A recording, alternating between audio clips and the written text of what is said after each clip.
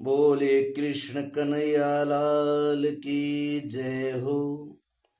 गोकर्ण जी महाराज अपने पिता आत्मदेव से कहते हैं, ऐसा रह खलु संसारो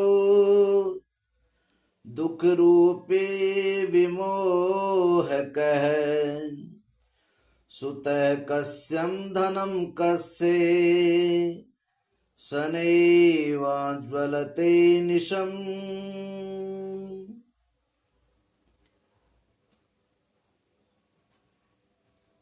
कहते हैं उसी समय परम ज्ञानी गोकर्ण जी वहां आए और उन्होंने पिता को वैराग्य का उपदेश करते हुए बहुत समझाया।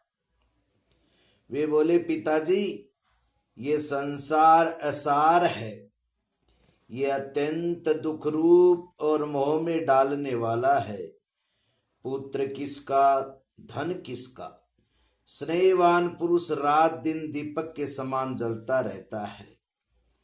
न चेन्द्रस्य सुखम किंचित् न सुखम चक्रवर्तिनः, सुखमस्ति विरक्तस्य मुनेरेकांत जीविनः। सुख न तो इंद्र को है न चक्रवर्ती राजा को ही है, सुख तो केवल विरक्त एकांत जीवी मुनि को है।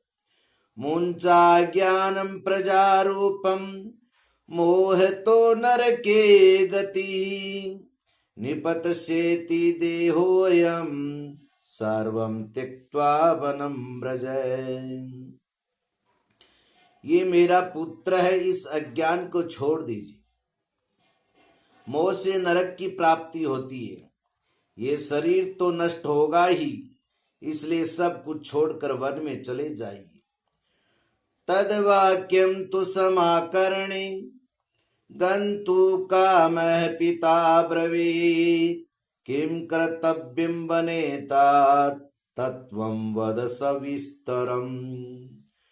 गोकर्ण के वचन को सुनकर आत्मदेव वन में जाने के लिए तैयार हो गया और उनसे कहने लगा, बेटा वन में रहकर मुझे क्या करना चाहिए, ये मुझसे विस्तार पूर्वक कहो। अंधकूपे स्नेह पासे बद्धः पंगुरहं शटः, कर्मणा पतितो नूनं मामूधर दयानिधे। मैं बड़ा मूर्ख हूं, अब तक कर्म व स्नेह पास में बंधा हुआ अपंग की भांति इस घर रूप अंधेरे कुएं में ही पड़ा रहा हूं। तुम बड़े दयालु हो, इससे मेरा उद्धार करो।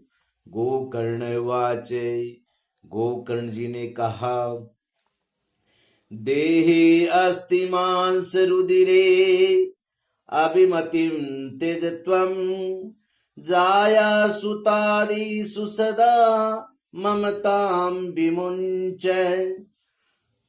पश्यानिशं जगदिदं क्षणभङ्गनिष्ठं, वैराग्यरागरसिको भवभक्तिनिष्ठः। गोकर्ण जी ने कहा, पिताजी ये शरीर हड्डी मांस और रुधिर का पिंड है, इसे आप मैं मानना छोड़ दें और स्त्री पुत्रादि को अपना कभी न माने। इस संसार की रात दिन क्षण भंगुर देखें, इसकी किसी भी वस्तु को अस्थाई समझकर उसमें राग न करें। बस एकमात्र वैराग्य रस के रसिक होकर भगवान की भक्ति में लगे रहें।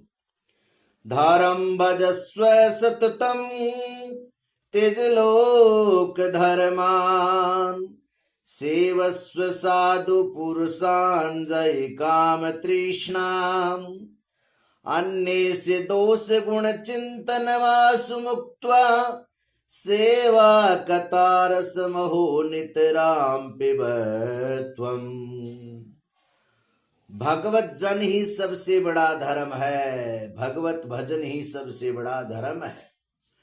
निरंतर उसी का आश्रय लिए रहें, अन्य सब प्रकार के लौकिक धर्मों से मुख मोड़ लें।